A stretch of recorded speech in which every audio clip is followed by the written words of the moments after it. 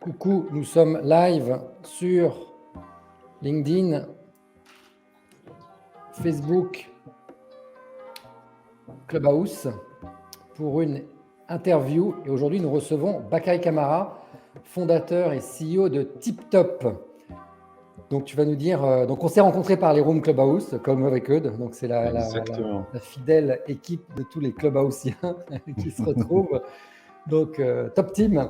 Donc, Bakary, à toi de pitcher. Donc, tu es en mode start-up, en mode sport. Donc là, on parle business et sport business, puisqu'on est dans le monde du football et les protèges tibia. C'est super intéressant de voir ton évolution. À toi, vas-y. Exactement. Donc, Bakary Camara, 46 ans. Donc, aujourd'hui, je suis, on va dire, à la tête d'une start-up. Alors, qui évolue en mode start-up depuis 2019 en réalité. Et qui, juste un petit peu avant ça, pendant 2-3 ans, était une entreprise individuelle. Donc, on réexpliquera après pourquoi, mais en tout cas, en mode startup avec un concept de protège tibia connecté, et on développe des solutions en fait d'évaluation de la performance à partir de ces protège tibia connectés, et derrière, donc on crée des indicateurs sur des applications mobiles, donc que ce soit des téléphones ou des applications plutôt tablettes à destination des staffs techniques et des coachs, voilà, préparateurs physiques, pour le suivi des équipes. Voilà. Je précise, attends, je te coupe une seconde, Facebook User. Donc, lorsque vous connectez sur Facebook ou sur LinkedIn, il faut que vous cliquiez sur autoriser StreamYard à transférer votre nom. Du coup, on ne voit pas qui est Facebook User, mais bonjour Facebook User, peut-être que tu vas te reconnecter et te recliquer. Bonjour à tous, bonjour Dominique. Yes. Vas-y, continue, pardon. Voilà, donc effectivement, là aujourd'hui, le cœur de l'activité, ce sont ces protèges tibia connectés. Bien évidemment, avec un gros fonds de R&D derrière pour aller beaucoup plus loin sur ce qu'on peut reconnaître, alors des mouvements, des déplacements, grâce à ces protèges tibia connectés, et in fine, parvenir à créer nos propres modèles d'évaluation de ce qu'on appelle la charge athlétique. Et en gros, c'est voilà, être capable de prévenir des traumatismes, en tout cas des blessures du sportif, à partir de tout un lot de reconnaissance de mouvements et de gestes, ce qui n'est pas le cas aujourd'hui, parce qu'aujourd'hui, toute cette évaluation, en tout cas cette prévention de blessures, se fait uniquement sur des indicateurs de distance, de vitesse, ce qu'on appelle la haute intensité. Voilà, donc c'est un petit peu là où on essaie de se démarquer et prévoir notre avenir, on va dire. Ok. Tu veux parler, Eudes, ou j'y vais? Yes, bonjour Bakary. Déjà, très content de te recevoir. Comme a dit Samuel, voilà, la Clubhouse France, on s'est rencontrés un petit peu comme ça et j'ai eu l'occasion justement de découvrir ce que tu faisais. Et je voulais revenir, d'ailleurs, te dire félicitations. J'ai vu que tu es lauréat du Conseil présidentiel pour l'Afrique et BPI France pour le Pass Africa. Le Pass Africa, ouais, tout à fait. Ouais. Ça date d'hier, c'est tout frais. Ouais. Exactement. Qu'est-ce que c'est? Tu peux nous dire rapidement? En gros, et pour synthétiser, c'est un programme d'accélération pour toutes les entreprises alors qui répondent à certains critères, notamment de chiffre d'affaires, d'âge, d'ancienneté, etc. Et en fait, on accélère ces entreprises qu'on appelle créées par la diaspora, donc ici en France. Donc c'est l'initiative du président Macron qui a créé un conseil présidentiel pour l'Afrique.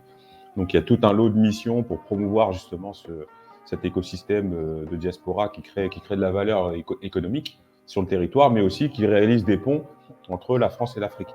Et en l'occurrence là, donc c'est la deuxième promotion où donc ils ont choisi sur candidature des entreprises à accélérer, alors que ça peut aller des finances jusqu'à la mise en réseau, jusqu'à la mise en avant aussi de ces profils.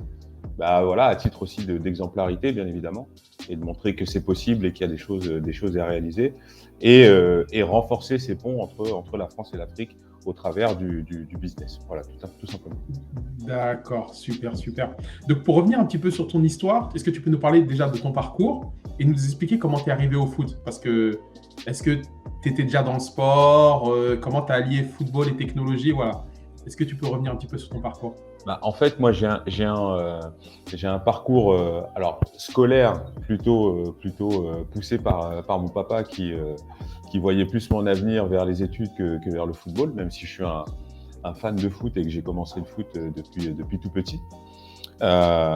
J'ai réussi à concilier un petit peu les deux, mais sans forcément percer dans le foot du coup, mais plutôt en allant un petit peu plus loin dans les études. j'ai fini avec un bac+5 ingénierie d'innovation, alors qui est pas du tout un diplôme techno, hein, mais qui est plus un diplôme justement d'accompagnement du changement en entreprise. Donc on parle bien d'innovation, mais plus voilà sur un aspect plutôt sociologique, psychosociologique, pardon, avec des notions qu'on peut retrouver dans la gestion de qualité, avec les process, les procédures, etc.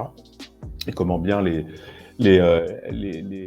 installer dans une entreprise et bien les faire accepter par l'écosystème humain, on va dire. Donc, c'est beaucoup plus sur ce secteur-là. Mais avant, j'ai quand même fait quelques études en gestion et management des PME, PMI, donc qui vont donner on va dire, des notions un peu générales sur la gestion, la comptabilité, les ressources humaines, etc. Et pour autant, je ne me destinais pas forcément à créer ma boîte. Donc, j'ai continué mes études en ayant un bon niveau football, mais qui m'a permis de jouer plutôt en élite régionale. Et à la fin de mes études, c'est là vraiment où j'ai concilié ma passion pour le foot et l'entrepreneuriat finalement. Alors, c'est pas un hasard, hein, je sors des études avec un stage de fin d'études autour de justement de cette gestion de qualité. C'est quelque chose qui m'avait bien marqué parce que j'étais arrivé pour installer une démarche, ce qu'on appelle 5S, dans une vieille corderie, une vieille entreprise. Et j'ai adoré installer des process auprès de gens qui avaient commencé à travailler depuis l'âge de peut-être qui n'étaient même pas majeurs pour certains et qui étaient même proches de la retraite et à qui on venait montrer qu'il y avait encore des choses à faire dans leur entreprise, faire évoluer, améliorer le confort et les process de travail. Donc moi, je m'étais pris de passion pour ça et je pensais que, sorti des études, j'allais trouver un emploi assez facilement dans cette voie-là. Mais malheureusement, faute d'expérience et voilà, c'est les discours qu'on connaît, eh bien, j'ai dû cogiter, passer par des petits boulots alimentaires et puis à un moment donné, en avoir marre justement de surtout faire des allers-retours en train Rouen-Paris tous les jours. Et ça m'a amené à réfléchir et à avoir une première ouverture dans le monde de l'entrepreneuriat, puisque là, j'ai déjà concilié ma passion pour le foot et le travail en créant en fait mon premier un commerce spécialisé dans la vente d'articles de football. Voilà, à partir d'un constat qui était que chaque début de saison, avant de commencer ma saison de foot, je remarquais que j'allais toujours au même endroit, c'était les grandes enseignes, et sans avoir un large choix de produits. Donc j'ai créé un commerce vraiment spécialisé en allant chercher les maillots des 4 coins du monde, des marques de chaussures qui venaient de différents pays, en sortant des deux gros leaders des marques de chaussures. Donc en sortant des chaussures italiennes, des chaussures d'Espagne, etc. Et donc voilà, j'ai créé ma première boutique comme ça et l'histoire de Tip Top, elle démarre quasiment aussi à ce moment-là. Cette boutique, elle est où? Quand tu l'as créée, elle s'appelle comment? Alors quand je la crée, donc je la crée en 2003, c'est une boutique à Rouen et qui s'appelle K de Foot. D'accord, ok, Voilà. d'accord. Donc du coup, l'accueil un petit peu des footeux est bon, je suppose. Il y avait d'autres boutiques qui faisaient un petit peu la même chose que toi? Écoute, on a une période où vraiment ça commence à fourmiller et je crois que dans la même année, il y a une chaîne de magasins spécialisés dans le foot qui se crée et nous qui créons aussi un magasin spécialisé à Rouen. Donc c'est plutôt tendance à ce moment-là et ça confirme en fait, ça vient confirmer qu'il y a un vrai marché. C'est Et ça. un marché de niche comme ça, là. Et d'ailleurs, on constate aussi cette tendance dans d'autres secteurs, hein, qui ne sont pas le sport, mais des magasins hyper niches et très spécialisés sur des produits ou des services. Donc, on est dans cette tendance-là, en fait. Et donc, effectivement, c'est très bien accueilli par le consommateur, mais avec des difficultés, effectivement, de trouver les fournisseurs et d'avoir aussi la confiance des produits quand même leaders dont on a besoin quand même parce que c'est comme ça. Donc les grosses marques, les gros équipementiers, on en a besoin. Il faut aller les convaincre et les séduire pour qu'ils viennent dans la boutique, quoi. À ce moment-là, ta boutique, elle est uniquement physique ou il y a une dimension digitale aussi? On peut commander sur Ouais, Internet? alors on est en 2003, donc effectivement, et ça va compter pour pas mal d'autres choses que j'ai menées à côté, mais à l'époque, on est carrément pas du tout digital, on est hyper offline et donc c'est vraiment de la vente physique, quoi. Ouais. D'accord, ok. On reviendra dessus, mais du coup, est-ce qu'à ce moment-là, tu commences à bâtir un réseau, tu ne le sais pas encore, de fournisseurs qui deviendront tes clients pour TipTop plus tard. Raconte-nous comment c'est effectuer cette transition et comment tu en arrives à Alors, décider de créer pas, tes pas, filiales. pas forcément. Enfin, en fait, c'est vrai que c'est important sur la suite de l'histoire parce que là, on est sur un point de vente physique où je rencontre vraiment en direct l'utilisateur final, donc le footballeur, clairement. Mais voilà, qui va aussi véhiculer des choses auprès de son club. Et effectivement, son club, aujourd'hui, je m'adresse beaucoup plus à son club qu'aux joueurs en direct. Donc là, c'est vrai qu'il y a un lien entre tout ça. Mais j'ai perdu le fil de ta question, excuse-moi. Non, je disais juste, est-ce que dans ton parcours, ces fournisseurs-là avec lesquels tu travailles, finalement, vont constituer la base de ton réseau plus tard pour les Non, petits pas gars? du tout. Non, pas du tout. Pas du tout. À l'époque, j'essaie de convaincre effectivement tout un lot de fournisseurs qui sont des fournisseurs de tous les magasins, tous les points de vente physiques, voire même des centrales d'achat. Aujourd'hui, alors c'est vrai, là par exemple, on est en train de discuter avec la centrale d'achat GoSport pour installer nos produits dans tous les magasins en France. Mais Sachant que, c'est pas les mêmes interlocuteurs. d'accord, sachant que tu es rentré chez Decathlon. Exactement, ouais. Là, on est rentré effectivement depuis fin d'année dernière sur les marketplaces Decathlon et que là, on discute aussi pour rentrer dans les points de vente physiques chez Decathlon. Super. D'accord. Donc, la boutique, comment ça se passe? 2003, donc tu lances la boutique, K de sport. Cas de foot. K de foot, pardon. Et qu'est-ce qui se passe? Alors, il se passe que, alors dans le même moment, en fait, j'ouvre le magasin, je travaille dessus pendant quasiment un an pour bien le lancer, etc. Et puis, je me souviens un jour, une fois l'esprit un petit peu libéré de l'ouverture, etc., que j'avais déposé un brevet quasiment 2 ans avant. Parce qu'en 2001, j'ai une idée de produit, en fait, pour maintenir les protèges tibias des joueurs de foot, pour maintenir mes propres protèges tibias à moi, mais pour pas en faire un produit complètement personnel et en ayant constaté que c'était un besoin complètement universel, et à tous les niveaux de pratique, que ce soit chez les amateurs et chez les pros, j'ai l'idée de déposer ce concept, voilà, un cahier des charges qui explique un petit peu le concept, avec des schémas que j'ai réalisés même moi-même, parce que c'est un dépôt que j'ai réalisé complètement tout seul. Erreur à ne pas commettre pour la suite, mais donc je l'ai fait en tout cas la première fois. Donc je l'ai fait et il se trouve que cette demande de brevet est restée dans un tiroir à l'INPI et qu'ils avaient complètement oublié. Et c'est moi 2 ans après qui me souviens du truc et leur dit mais au fait j'ai déposé un brevet, est-ce qu'il est validé, pas validé? Et après les recherches, ils se rendent compte que non, on l'a mis de côté par erreur, mais on va s'en occuper. Et 15 jours après, ils me rappellent en disant non, il est bien validé. Donc ça me fait partir sur la création de mon premier produit en fait, un maintien élastique de protège tibia, dont j'ai le brevet au départ, et par contre que je ne sais pas du tout fabriquer. Ouais. Donc, là j'y vais au culot, je m'adresse au leader de la contention élastique en France, parce que c'est exactement les mêmes propriétés que la contention en fait. Un maintien élastique qui serre suffisamment sans couper la circulation du sang. Et bingo, en 10 minutes, je convainc le responsable de R&D de me fabriquer les premiers échantillons. Et l'aventure TipTop, elle commence vraiment là. Donc en Parce qu'un protège tibia, Bakary, qui est dans une chaussette, oui. Il ne tient pas tout seul de lui-même?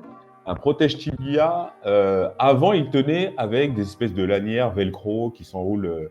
La chaussette ne le maintient pas, en fait. Non, pas complètement. Pas assez serré. Okay. Donc, pour ma compréhension.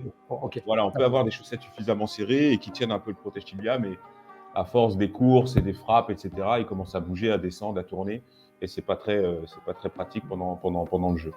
Donc voilà, la subtilité derrière, et là les footballeurs le font de plus en plus à cette époque-là, c'est mettre le protège tibia dans la chaussette, qui n'est plus qu'une coque en fait. À partir de ce moment-là, c'est plus un gros protège tibia qui fait l'ensemble du tibia et qui enveloppe aussi la cheville. Non, c'est juste une coque simple. Le joueur ne veut plus s'embêter avec quelque chose de trop lourd. Et derrière, il enroule de la bande adhésive autour de la chaussette. Donc là, je suis venu vraiment apporter une solution à l'usage de la bande adhésive autour de la chaussette. Là, du coup, la dimension innovante, ce que tu fais breveter, c'est quoi exactement à ce moment-là? Alors, c'est un principe de manchon élastique fabriqué en fait dans le principe de la contention.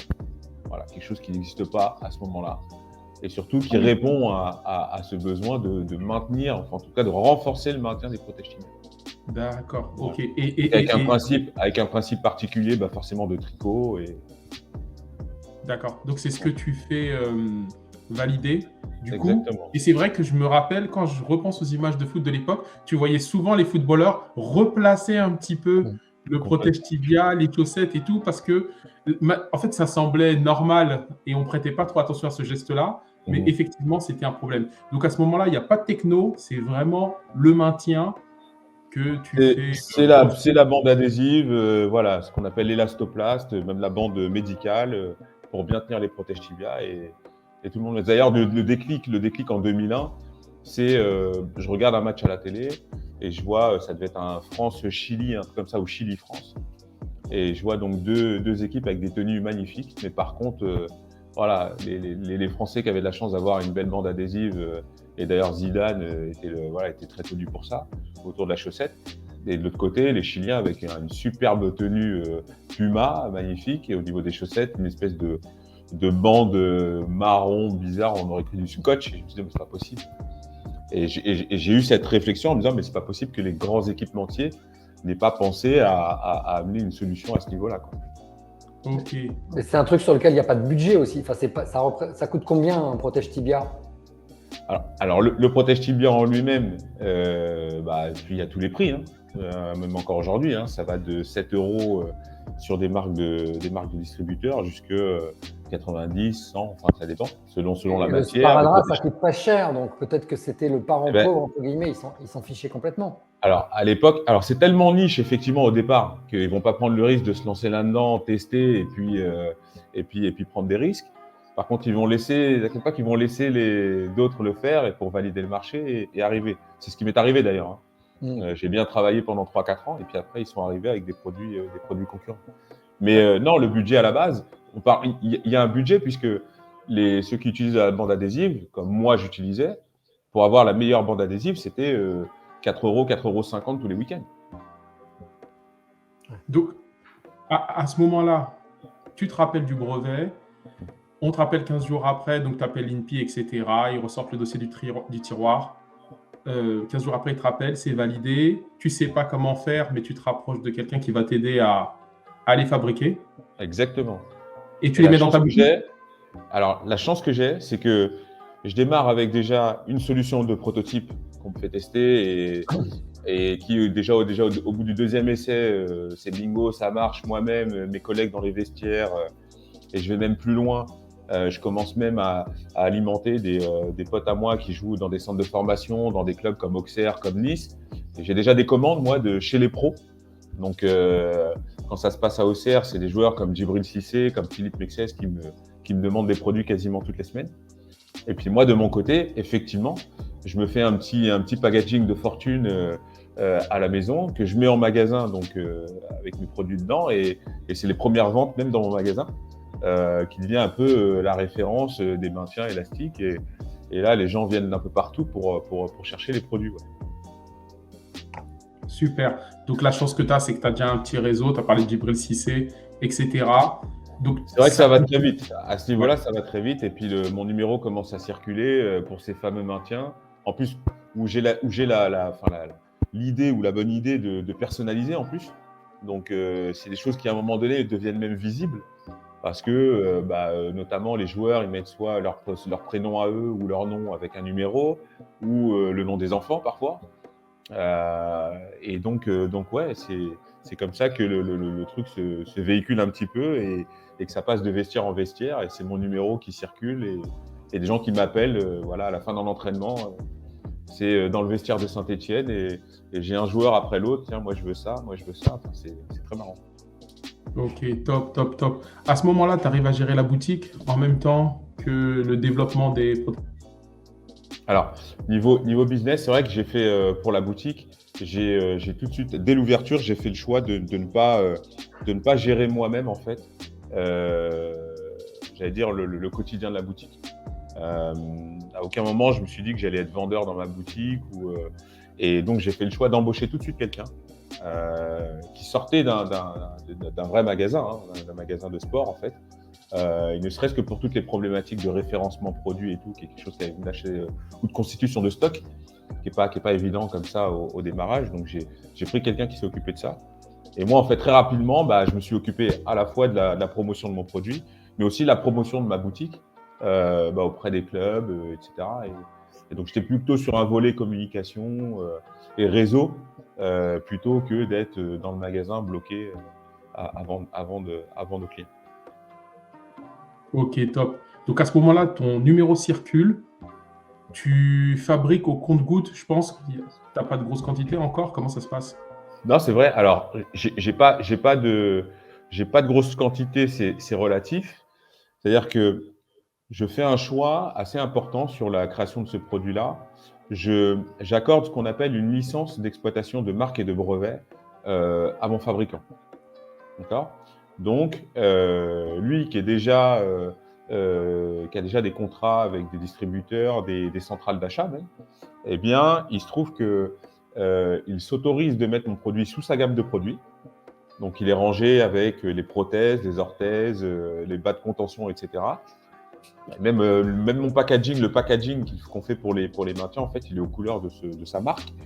Et donc, ça s'appelle Tip Top à l'époque ou ça s'appelle comment? Ça s'appelle, oui, j'ai déjà créé la marque, ça s'appelle Tip Top, mais by Tuan, qui lui est le fabricant de mes maintiens. Et donc, il fait rentrer ça de manière presque inattendue, centrale d'achat Gosport, Decathlon. Donc, on fait tout de suite des volumes, en fait. On fait des volumes assez énormes. C'est des volumes de 80 000 à 100 000 paires par an, quasiment. Mais pour notre compréhension, pour une paire, ça coûte combien ton produit? Une paire, c'est vendu entre 4 et entre 4 et 4,50 € hors taxe à un magasin. Qui lui va le vendre 8 €, 9 €. Voilà. Donc, il faut faire un paquet de volume pour faut faire quand même un gros paquet de volume, exactement. Et moi, là-dessus, sur toutes ces ventes, je ne touche qu'une redevance en fait d'exploitation de marque et de brevet. Voilà. Qui tourne autour de 50, 60 centimes. Donc, effectivement, il faut faire du volume. Mais c'est des volumes qui, parfois mensuellement à l'époque, me rapportaient entre 9 000 et 11 000 € facilement. Alors, juste, si tu peux préciser, quand tu dis redevance d'exploitation, ça veut dire que toi, tu prenais pas le risque, c'est ça? Mais en contrepartie, tu fais qu'une infime. Alors, moi, je prenais aucun risque de fabrication, de distribution. Par contre, je m'occupais de la promotion. Donc, quand je parle de redevance autour de 9 000, 11 000 €, j'en dépensais quasiment 50 voire 60%, si ce n'est pas plus, en déplacement, promotion, visibilité. Parce qu'à un moment donné aussi, on l'a dit tout à l'heure, ce n'était pas forcément l'époque des réseaux sociaux, etc.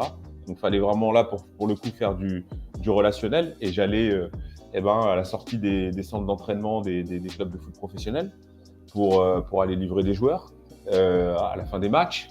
Attendre comme un supporter pour avoir un autographe, mais c'est pas l'autographe que j'attendais. Moi, j'amenais en fait une solution, un produit à faire connaître et lancer la relation avec les joueurs.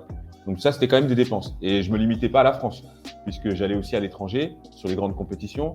Je me rappelle être allé à la Coupe d'Afrique en Égypte, parcourir d'hôtel en hôtel toutes les fédérations avec ma valise pleine de produits logotés avec les drapeaux des nations, etc. Enfin, voilà. C'était le VRP de Tip Top. Exactement. Mais à mes frais. Tu as des photos avec la moitié des joueurs de. Exactement, voilà. Donc là, j'avais mon book avec toutes les récupérations de coupures de presse, de une de l'équipe, etc. pour montrer ce que c'était que mon produit. Exactement. D'accord. Alors, juste, j'aimerais revenir sur une partie parce que ça vient de me frapper.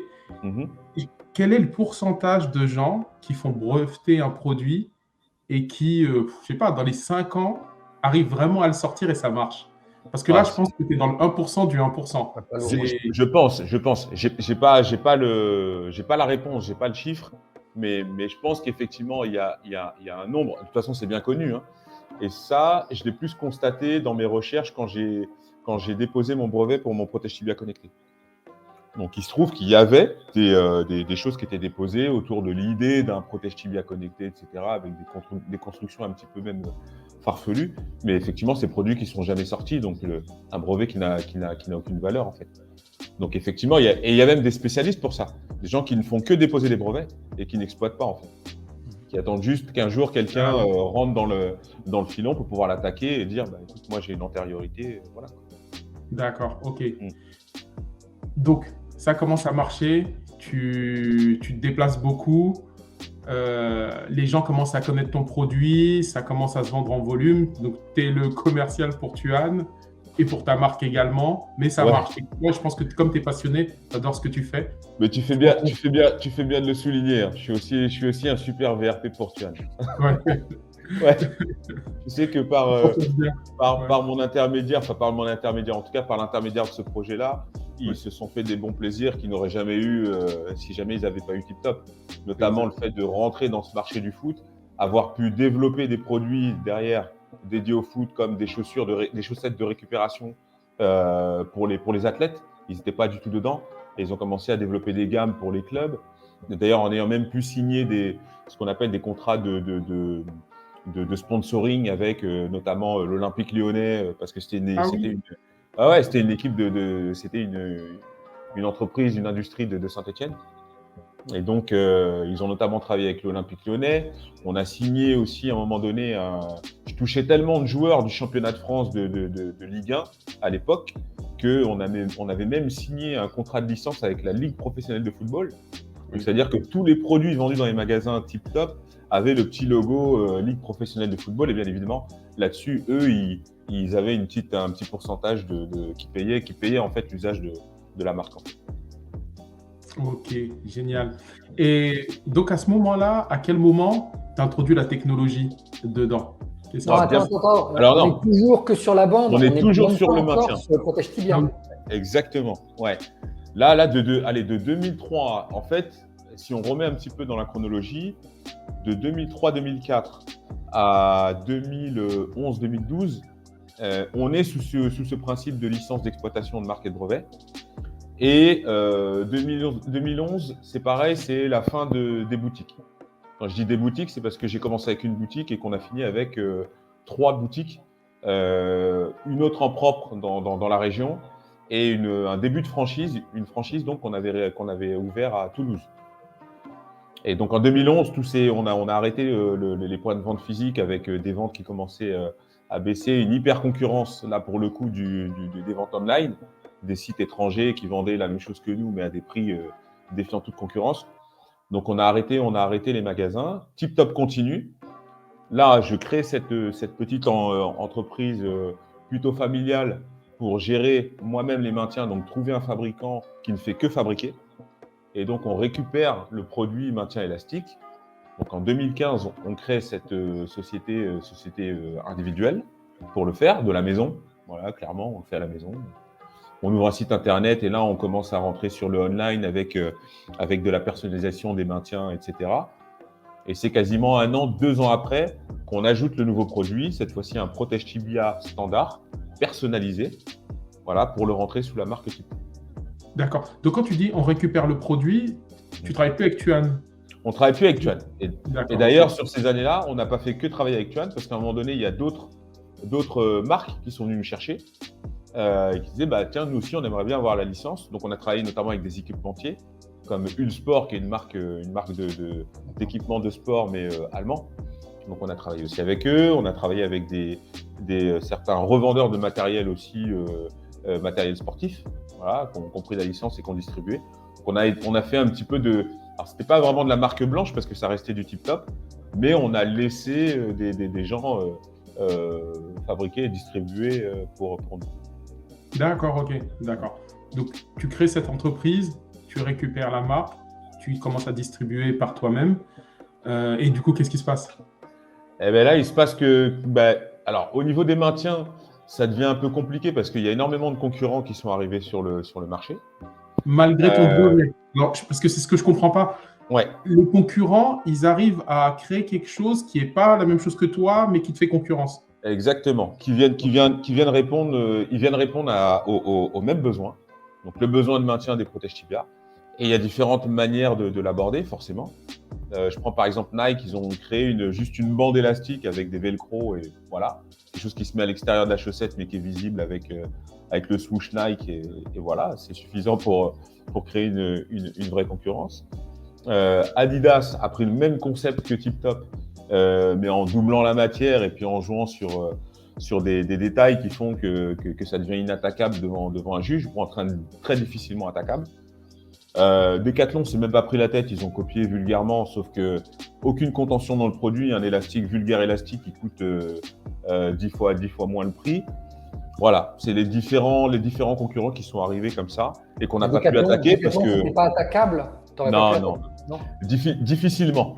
C'était attaquable, mais pour vous donner une idée, tel que c'était construit par ces concurrents-là, la proportion de pouvoir gagner devant un juge, c'était 20% pour moi. Donc, ils n'ont pas eu l'idée à Decathlon de dire ce gars-là, c'est bien ce qu'il fait, on va le voir pour voir. Enfin, c'est quand même plus sain de faire ça, non? Alors, Decathlon, au tout début, et on est autour de 2004 à peu près, quand vraiment on lance la commercialisation. J'ai eu une convocation de Decathlon tout de suite pour me dire tiens, nous, ça nous intéresse, on voudrait te racheter le brevet. Et là, à ce moment-là, j'ai refusé. Simplement. Ah oui, ils voulaient racheter, ils ne voulaient pas l'utiliser. Non, ils voulaient directement racheter. Pas du tout des velléités de partenariat, d'accord. C'est ça. Donc, je pense que si je l'avais fait à ce moment-là, j'aurais regretté très simplement. Voilà. Donc j'avais refusé et bon, derrière, ils ont copié. Mais bon, j'ai dû faire quelques mises en demeure qui m'ont coûté déjà à l'époque les yeux de la tête et j'ai vite arrêté parce que ça me coûtait beaucoup trop cher pour des chances peut-être très infimes de gagner peut-être 5 ans, 6 ans, 10 ans après. Ça valait pas le coup. Avec le recul, est-ce qu'on peut en déduire, je ne sais pas, une sorte de tips? C'est, OK, quand je sors un produit, je le fais breveter.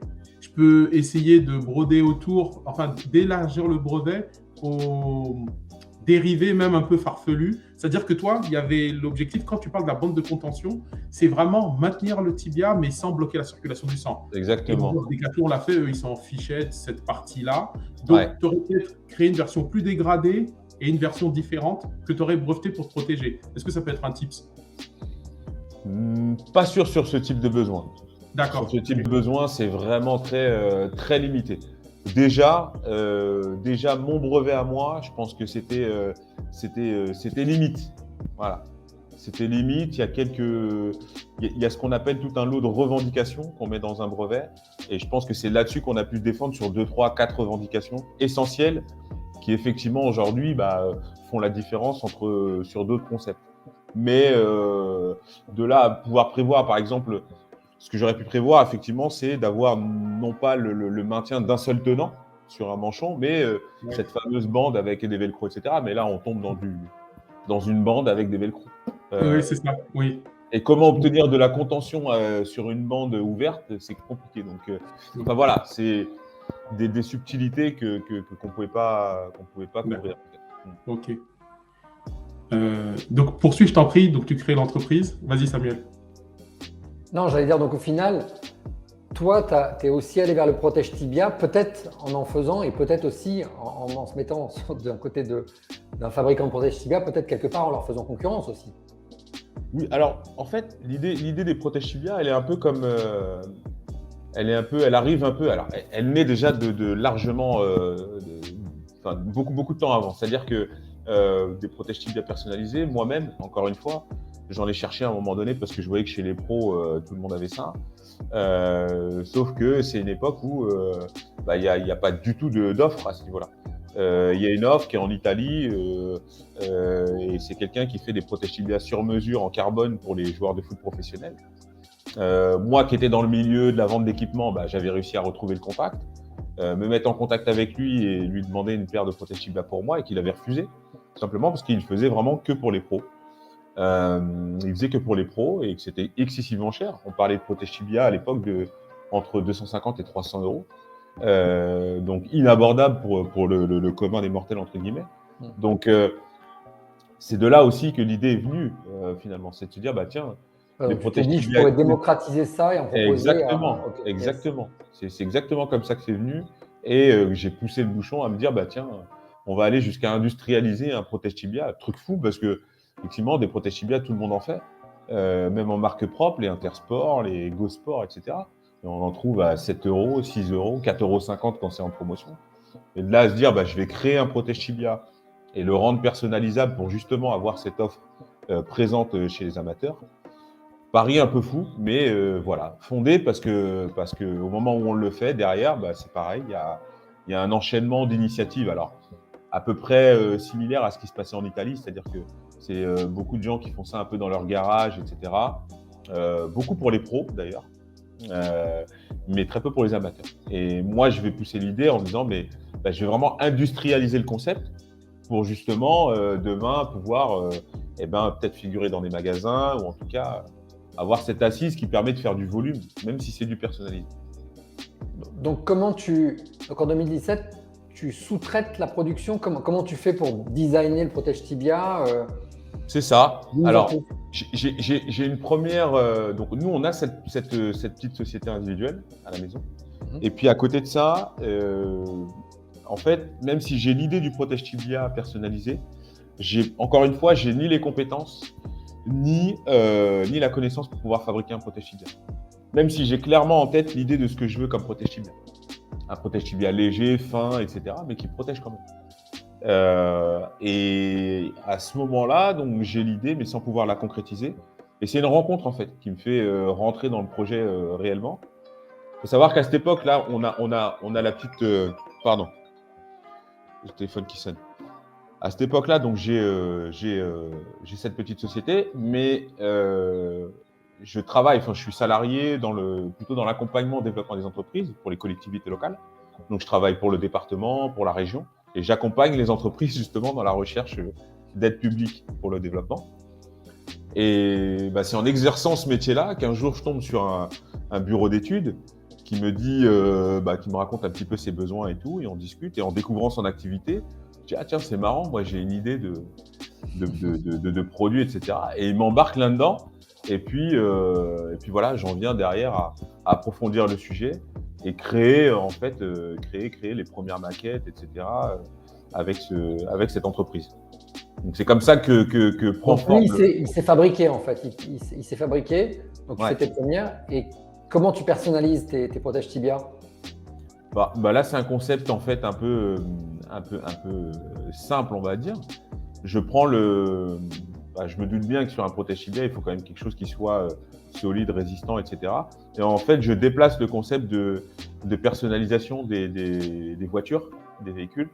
Donc avec un adhésif qui est hyper résistant, anti-UV, anti-rayures, etc. Hyper résistant. Et donc, je prends ce concept-là pour personnaliser les protèges tibia. En fait. Ouais, c'est de l'impression, quoi. Une bonne comme une Exactement. vitrophanie. C'est de l'impression numérique et qu'on vient vraiment coller sur le protège tibia. Donc, c'est toi qui fais la créa, etc. Enfin, Au départ, ouais, je prends pareil, je prends un graphiste, je lui demande de me créer mes premiers modèles, etc. Et derrière, effectivement, donc on va jusqu'à personnaliser au goût de nos clients. Donc rapidement, là, pour le coup, on crée un site internet avec un outil de personnalisation où les gens, voilà, sous forme de calque, viennent poser leurs photos. Donc en 2017, tu es le premier à proposer ça online, personnalisé, en France, c'est ça? Ouais, tout à fait. Pour du non-pro, entre guillemets, et pour du pro aussi, j'imagine. C'est ça, ouais, exactement. Mais même technique, hein, pour légitimer, faire connaître, etc. Forcément, moi, je fais aussi mon boulot de rapprochement vers les pros en leur faisant des petites dotations et en ciblant. Et derrière, pour qu'il y ait une espèce de légitimité, en tout cas, le fait d'une caution, comme quoi mon produit est utilisé aussi par les pros, quoi. À ce moment-là, tous tes anciens clients sont toujours tes clients? Alors beaucoup, mais pas tous. D'accord, ok. Parce qu'en fait, là, il se passe quand même quasiment un peu plus d'une dizaine d'années. Tu vois, si on prend par exemple l'exemple des pros, qui sera plus parlant, les joueurs que j'ai équipés en 2003, en 2017, la plupart, ils jouent même plus. Donc, c'est carrément là, on change de génération et on refait le boulot en fait. Donc, c'est pareil pour les maintiens. C'est une nouvelle histoire qui s'écrit avec une nouvelle réglementation d'ailleurs, parce que là, on démultiplie les couleurs parce que la réglementation internationale des compétitions veut que tout ce qui est maintien de chaussettes visible, maintien de protège tibia, visible au-dessus des chaussettes, soit de la même couleur que les chaussettes. Donc nous, on s'adapte. On est les premiers et quasiment aujourd'hui les seuls à proposer 11 coloris différents de maintien. Donc voilà, donc on s'adapte et en même temps, ça fait partie d'une nouvelle génération qui arrive et à qui il faut auprès de laquelle il faut recommuniquer, il faut relégitimer, etc. Donc, c'est un recommencement vraiment là pour la marque et en tout cas pour ce produit-là, de maintien élastique. D'accord. Juste pour savoir comme ça, c'est quoi la durée de vie d'un protège tibia? Parce que tout à l'heure, tu parlais de prix, Ouais. mais j'ai du mal à mettre le prix en face de la durée de vie finalement. Tout dépend en fait. Alors, le côté personnalisé, il est plutôt sympa parce que du coup, on peut s'en acheter 2 ou 3 avec des thématiques de personnalisation différentes.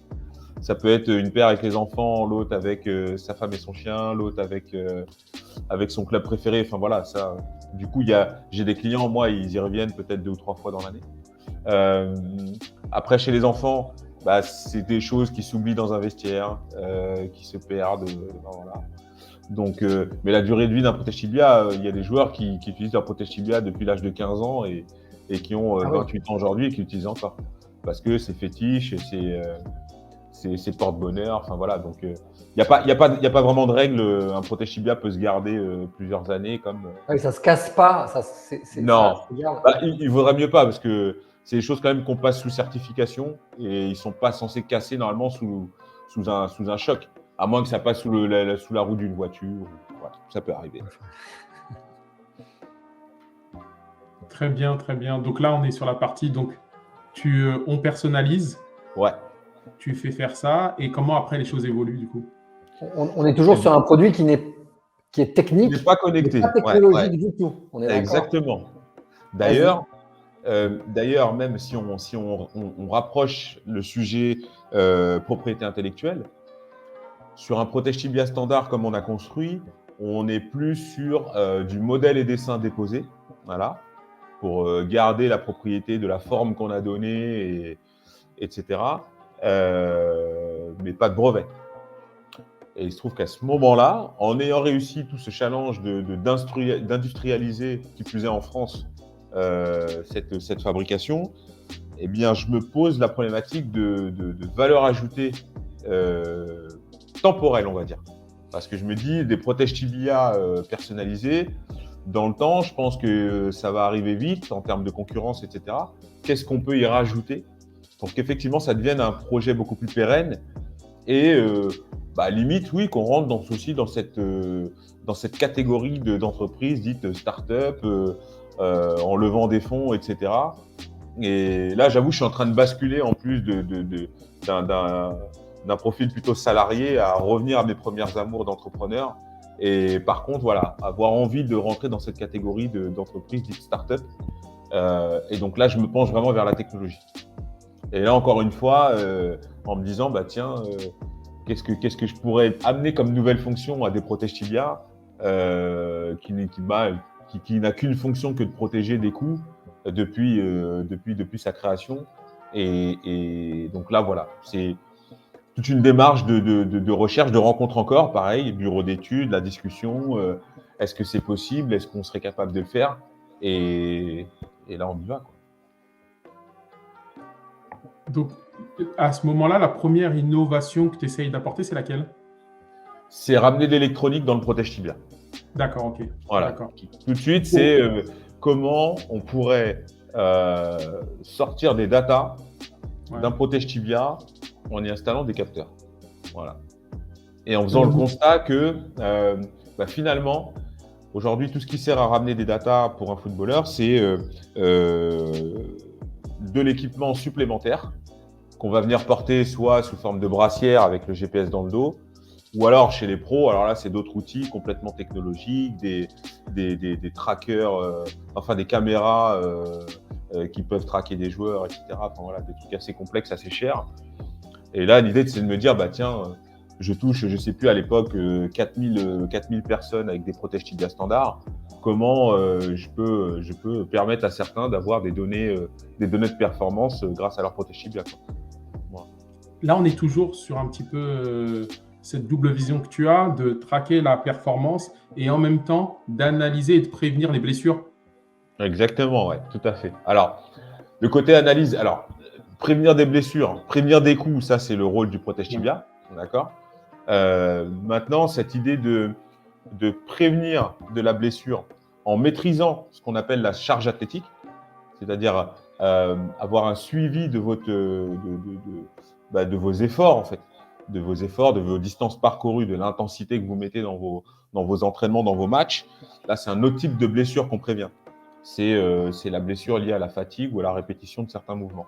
Donc ça va venir un petit peu plus tard. Au départ, quand j'ai cette idée, elle est simple, c'est pouvoir afficher à un joueur ses performances athlétiques, tel qu'un runner avec son téléphone au bras, pouvoir lui dire à la fin d'un match. Une montre connectée, ça marcherait pas, ça suffit pas? Mais sauf que c'est interdit dans le règlement. La montre est interdite en compétition au football. Ah, je savais même pas. Ok. Ouais. Et un truc genre Fitbit ou quelque chose comme ça, là, un bracelet. Interdit. Tout ce qui est bracelet, montre, même un bijou, un bracelet brésilien. C'est dangereux, c'est ça? Exactement. Ouais. Donc bague, bracelet, tous ces trucs-là sont interdits. C'est génial pour toi, c'est une aubaine. Ok. En tout cas, moi, c'est ce qui m'a incité à rendre le protège tibia connecté, en tout cas. Donc ton premier protège tibia connecté, c'est en quelle année donc, du coup? Là, on est les premiers prototypes, on est en 2018-2019. Parce que dès 2017, je commence à fabriquer, donc avec des bureaux d'études, on commence à fabriquer des maquettes fonctionnelles. Ça devient un prototype, vraiment prototype fonctionnel en 2019, et c'est là où je réalise la première levée de fonds. Ah, super. Donc dans la foulée, tu lèves, donc tu effectues vraiment cette transition entre guillemets d'entreprise classique à start-up. Exactement, oui. J'ai pas le choix, hein. J'ai pas le choix parce que en 2018, quand je lance les travaux, j'ai dans la main un devis de bureau d'études qui tourne autour de 350 000 € hors taxe. Moi, avec ma petite maquette fonctionnelle avec 2-3 LED qui s'allument et une fausse application, je vais voir mon banquier qui arrive à me prêter 100 000 €. Donc, je lance les travaux. Et après, il y a 250 000 € à aller chercher. Et donc, j'ai plutôt intérêt à faire avancer le dossier. Et donc, c'est avec mon premier prototype, effectivement, que je vais à la pêche au fond. Mais c'est génial. Donc, tu prends le risque d'abord, tu lances et après, tu vas chercher l'argent. C'est génial. D'accord. Ok. Et c'est culotté, hein. On me l'a dit sur des rounds de pitch. On m'a dit c'est quand même assez culotté. Mais en même temps, culotté, mais moi je pense que c'était aussi la manière de montrer que je crois vraiment à mon projet et que je voulais aller jusqu'au bout. C'est ça. Du coup, tu rentres dans une structure, incubateur, machin, et qui t'accompagne? Du tout, parce que à cette époque-là, je suis encore salarié. Et donc, je ne sais pas vraiment où je vais. Je sais juste que je veux arriver à créer un protège tibia connecté, mais je suis encore salarié. Et que la transition entre le salariat et le poste de CEO de la start-up, c'est vraiment cette levée de fonds qui se fait. Je démissionne de mon travail en fin 2019. Non, pas fin 2018. Et pour en mars 2019, transformer les statuts de l'entreprise et procéder à cette levée de fonds. Donc, j'ai fait même tout un round de pitch et de rencontres d'investisseurs alors que j'étais encore salarié, en fait. Quand tu démissionnes, tu avais des droits du Pôle emploi à l'époque? Non, rien. Démission. Tu démissionnes, une main devant, une main derrière. Enfin, tu Exactement. Prends un parachute. Ah, complètement. Tu ne sais même pas s'il y a un parachute, en fait. Tu sautes de là. Là, il n'y avait rien. Tu verras si ça s'ouvre après. Maxi risque. Bravo. Ok. Donc, du coup, la première version sort. Quel accueil? Une première version. Alors, il y a eu toute cette version prototype, en fait, d'abord. Où là, je me suis amusé à réaliser plusieurs prototypes et les mettre en situation, les valoriser aussi au travers de tests que je faisais avec, notamment moi qui suis en Normandie, le centre de formation du Havre, par exemple. Donc, c'est quand même une belle caution si les retours sont bons. Donc, je suis allé rapidement faire des tests avec eux, avoir des retours d'utilisation, etc. Sachant que là, c'est pareil, hein, moi, j'arrive avec une solution data et tout extraordinaire, alors que y a quand même des outils qui existent. Donc, il faut quand même tenir les promesses. Mais je ne vais pas me brûler les ailes en disant que j'ai le produit pour le niveau professionnel, par exemple. Je me limite vraiment à des catégories type centre de formation, les jeunes, etc. Et ça se passe très bien à ce niveau-là. Les besoins ne sont pas les mêmes. Les attentes et les exigences non plus. Donc, je peux me permettre d'arriver avec des choses encore perfectibles. Donc, je fais quasiment une année comme ça à montrer le produit, à le valider, à faire des tests et des retours aussi pour que nous, on améliore les choses et qu'on puisse amener un produit industrialisable dans l'année 2019, en fait. Donc, et puis, côté investisseur, on met aussi un petit peu la pression. On lève les fonds en mars et à la fin de l'année, ils font un produit sur l'étagère dans les magasins, quoi. C'est un petit peu ça l'idée, quoi. Donc, tout va très vite sur cette année 2019. Et puis, on arrive à industrialiser. On rencontre différents industriels sur l'été 2019. Ensuite, il y a des petites négociations, des consultations un petit peu à droite à gauche. Et on arrive à industrialiser au moment où l'émission qui veut être mon associé sort, qu'on a tourné 6 mois avant. Et donc, en janvier 2020, on industrialise et on commercialise le protège à connecter. Comment tu as réussi à aller dans Qui veut être mon associé? Tu t'as pitché ou tu as… En fait, sur la même année 2019 là, on est au salon Vivatech en mai. Et c'est en mai, donc on se fait caster directement sur le salon. Les candidatures étaient même terminées. Ils te disent on te prend. Ok. Ouais, ils ont fait le tour, ils passent devant le stand, ils voient des protèges tibia, Dragon Ball Z et tout. Voilà, et donc ils nous ont présenté un petit peu l'idée. Et comme les candidatures étaient même terminées, mais ils nous ont proposé, voilà, fallait que le soir même on envoie un dossier. Et un mois après, on était dans les studios en train de pitcher. Tu loupes pas un truc comme ça. Ça t'a permis de lever de l'argent? On loupe pas, sauf qu'on s'est vraiment posé la question, quoi, de l'intérêt ou pas sur un produit comme ça, qui n'était pas encore industrialisé. Ouais, ça posait beaucoup de questions. Et même le jour encore du tournage, on a été 2 heures quasiment à discuter en faisant marche arrière quasiment. J'avais toujours pas signé le contrat. Ouais. Ça a été beaucoup de réflexion. Et avec le recul? Avec le recul, hyper content. Et si j'avais su, j'y serais pas allé que pour 40 000 euros. Parce que la vérité, c'est que… C'était 40 000 euros seulement? Ouais, moi j'y vais pour 40 000 euros, ce qui a étonné beaucoup de monde parce que pour un projet comme ça, tout le monde s'est demandé pourquoi il demande plus 40 000 euros. Et la vérité, c'est que j'avais déjà dilué pas mal de capital sur la levée en mars et que là, on est qu'en juin parce qu'on voit l'émission en janvier, mais on a tourné en juin. Donc ça fait que quelques mois et j'avais déjà dilué et j'avais des sous, donc j'avais pas besoin de lever des milliers et des cents. Donc, je fais le truc symbolique et minimum de 5%, qui correspond à 40 000 euros de capital chez nous, à ce moment-là. Mais oui, avec le recul, c'est une émission et vu l'accueil du projet par l'ensemble des investisseurs, je pense que facilement, j'aurais pu faire une belle levée lors de cette émission et avoir peut-être 2 ou 3 investisseurs. Juste pour comprendre, Bakary, quand tu dis que tu vas pour lever 40 000 euros et l'histoire des 5%, il lève sur les mêmes conditions que quand tu as levé avant mars et pas sur le montant après la levée? Mais non, en fait, c'est tellement proche de la première levée qu'effectivement, tu ne peux pas réévaluer. Oui, non, là, il y a trop peu de temps et trop peu d'événements pour réévaluer. On n'avait pas commencé à produire, etc. C'était encore. Et non, voilà.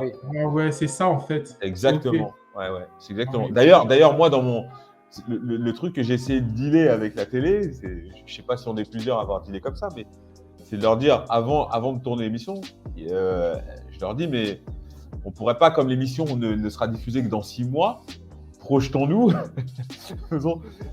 Moi, je veux bien y aller et demander 300 000 euros. Mais par contre, sur une valo qui va correspondre à celle dans 6 mois, etc. C'est un peu compliqué. Non, ils voulaient vraiment des conditions du réel et du coup, on a dû s'attacher à conserver la valorisation de quelques mois avant. De quelques mois avant. D'accord, ok. Donc, mars, tu produis, c'est ça? 2020? Alors, janvier 2020, on produit. Janvier 2020, tu produis, mais mars, c'est confinement. Mars 2019, c'est la levée. Ah, ouais. Et là où tu as raison, c'est qu'effectivement, on industrialise, on commercialise en janvier 2020 avec la sortie de l'émission Qui veut être mon associé. Super démarrage. On fait des ventes extraordinaires pendant 2 mois et derrière, bim, Voilà. le Covid. D'accord, ok. À ce moment-là, comment tu abordes les choses? C'est dur parce que c'est voilà, on l'a tous connu, c'est la fermeture de tout, t'as plus de clients, t'as plus de. Alors, on avait fait un gros boulot sur la refonte de nos sites internet, etc. Donc, ce qui nous a permis sur cette année 2020 d'avoir quand même un fonds de vente. Donc le protège tibia connecté, même s'il n'y avait pas d'activité, il n'y avait pas de foot, eh ben, il se vendait quand même. Ça, je pense que c'est les Jouer effets dans leur garage, les gens. Ouais, non, mais voilà, après, il y en a peut-être qui l'ont utilisé dans leur terrain, etc. Et puis, bah, voilà, il y a quand même eu des anniversaires à fêter, des fêtes, etc. Et c'était un beau cadeau pour les footballeurs. Donc, on a continué à en vendre. Donc, c'est un peu grâce à ça qu'on a réussi à garder le cap. Bah, bien évidemment, on a tout activé, hein. Les aides, le PGE, voilà, on a tout eu, le chômage partiel. Et surtout, on n'a pas stoppé notre développement, notre structuration, en fait. Parce que quand on démarre ce projet, on a 0 technicien, 0 développeur. Voilà, on est 3 dans la boîte, quoi. Donc, avec aucune ressource technique. Donc, on a quand même maintenu cette volonté de se structurer. Donc, pendant 2020, on passe de 3 à 6 salariés. Super. Et juste, on parle beaucoup du tibia, mais du coup, quand tu développes la version connectée, je pense qu'il y a une application connexe. Oui, complètement. Ouais, tout à fait. Ouais. Le protège tibia n'est qu'un récupérateur de data. Et derrière, effectivement, c'est avec soit le téléphone, soit une tablette qu'on collecte ces infos, qu'on les envoie sur le cloud et que ça revient complètement analysé et des indicateurs qui sont matérialisés sur les applis. Donc avec le recul là aujourd'hui, ça marche bien maintenant depuis la lancée du protège tibia connecté. Avec le recul, le protège tibia connecté a des performances quand même plutôt encourageantes. Malgré la période qu'on a connue. D'ailleurs, ça s'est vite vérifié dès lors où tous les clubs ont réouvert fin d'année 2021. C'est-à-dire sur les 3 derniers mois de 2021, on fait quasiment 30 à 40% du chiffre d'affaires des 2 dernières années. Donc, pour dire, c'est vraiment voilà, pour nous, c'est l'indicateur j'allais dire l'indicateur du marché pour nous, c'est cette fin d'année-là, 2021. Et 2022, voilà, confirmer cette continuité. Vous êtes disponible partout dans tous les pays? Alors, sur le web, oui. Et on livre partout. Donc, que ce soit du connecté, du non connecté. Et du coup, les footballeurs pros passent par le web ou directement, c'est le club qui te contacte, etc. C'est le même produit? J'ai un client, en fait. Ouais, j'ai le client, la cible, celle sur laquelle on met des efforts, celle sur laquelle on communique, c'est le footballeur amateur. Celui qu'on va aller chercher via nos campagnes, réseaux sociaux, Google Ads, etc. Ceci dit, ça nous ramène aussi des joueurs de foot professionnels sur notre site, sans qu'on le sache même parfois, parce que ceux qui traitent les commandes ici ne connaissent pas forcément tous les joueurs de foot. Donc c'est moi qui des fois, tiens, je vois un colis à tel nom, je dis ça. Voilà. Ouais. Mais sinon, les joueurs de foot professionnels, non, ça passe beaucoup en direct. Alors, de plus en plus maintenant en message privé sur Instagram. Donc ils nous écrivent sur Insta, etc. Et puis après, toujours, ça m'arrive d'avoir des WhatsApp, des SMS de joueurs de foot pro qui me disent j'ai eu ton numéro avec un tel, j'aimerais bien faire des protèges tibia. Ça fait plaisir, ça. Ouais. Donc en fait, avec le protège tibia connecté, tu es passé d'un produit protège tibia de quel prix à quel prix? Dis-nous en plus par rapport à ça. On est passé d'un protège tibia entre 30 et 39 € selon les niveaux de personnalisation. À un protège tibia à 180, entre 180 et 189, voire 199. Pareil avec différents niveaux de personnalisation. Donc c'est vrai que le panier de commandes, il a fortement évolué. Ouais. Et ceux qui faisaient les protèges tibias en carbone à 200 €, du coup, ils sont morts? Ouais, Ouais. beaucoup. Ouais, non, c'est vrai. On n'entend plus parler d'eux. Alors, il y en a d'autres qui sont arrivés de manière beaucoup plus confidentielle. C'est normal, il y a un marché qui est là, donc il exploite. Mais c'est vrai qu'il y a beaucoup d'initiatives comme ça locales qui se sont complètement éteintes et qui nous laissent un petit peu la voie libre, j'allais dire. On explose les délais là. Normalement, on est à Yes, 45 Bakary, minutes. merci. On a dit 45 minutes, mais c'était tellement riche. C'est bon, c'est Vraiment, c'est incroyable. un long passif, donc c'est Ouais. intéressant de. Ouais. Voilà. Non, En non, général, mais on a des super. plus jeunes, entre guillemets, pas des céréales qui rebondissent d'un produit à l'autre. C'est Pose ça. ta question, Eudes, tu veux? Oui. Bah, du coup, je pense que tu as partagé énormément de contenu. Je vais te demander, toi, avec ton expérience, si tu pouvais donner un tips aux entrepreneurs qui nous écoutent par rapport à ton parcours, qu'est-ce que ce serait? Le meilleur tip que je puisse faire, c'est ne rien faire seul et se faire accompagner vraiment sur des compétences clés, en fait. Ne pas s'improviser. Alors moi, j'en ai fait les frais, bien évidemment. C'est pour ça que je peux me permettre d'amener ce tips-là. Le meilleur exemple, c'est celui du dépôt de brevet. Ça me coûte beaucoup plus d'argent aujourd'hui, mais je ne serais pas dans le regret d'un truc mal déposé ou indéfendable. Donc, vraiment, ne pas faire l'économie d'un accompagnement de qualité. C'est du juridique, c'est du financier, de la comptabilité. C'est hyper important dans le projet, quoi. De toute façon, c'est le cœur du business que de devoir gagner de l'argent in fine. Donc, c'est des choses sur lesquelles faut pas passer, quoi. Donc, la protection de son projet et un bon accompagnement en termes de financement et de gestion. Ouais. D'accord. Voilà. Merci, Bakary. Merci beaucoup. Bon, bah, c'est top. Écoute, Ouais. merci. C'est intéressant de voir ton évolution toujours dans le même environnement. En fait, tu es toujours dans le même environnement. C'est sûr. Mais tu as su passer d'une boutique à après d'une boutique qui vendait ses propres produits et après plus de boutique. Enfin, je trouve que c'est très intéressant sur une vingtaine d'années de voir l'évolution. Ça reflète un peu l'évolution de souvent des marques, quoi, ça meurt, ça continue, etc. Tout à fait, Donc, ouais. c'est super inspirant, moi, je trouve, pour les entrepreneurs. On a beaucoup d'entrepreneurs qui nous suivent ici sur cette chaîne. Bah, merci beaucoup, hein, je dirais. C'est moi qui vous remercie. Merci C'est moi pour qui vous ton temps. remercie. Merci Écoute, merci pour les bonnes questions. Merci. Je vous invite tous qui nous écoutez à vous abonner à la chaîne, à nous suivre et à commenter et à suggérer aussi les personnes que vous voulez recevoir. Bah, merci à vous. Merci Bakary. Et à très vite pour d'autres interviews. Merci.